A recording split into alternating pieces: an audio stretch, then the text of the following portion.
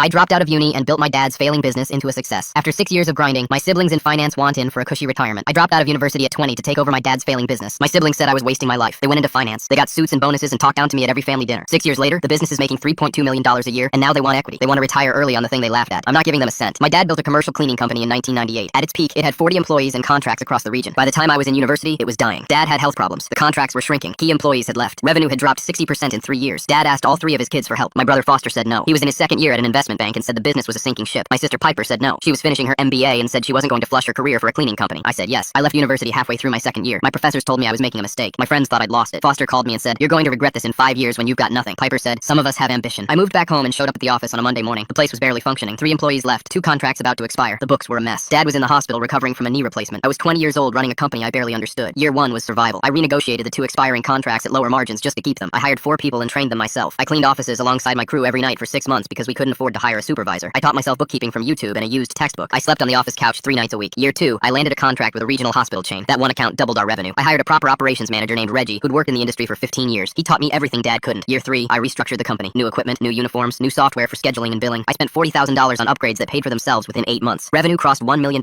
Year 4, I started bidding on government contracts. We won 2. I hired a full-time sales rep and an accountant. Staff grew to 22. Revenue hit $1.8 million.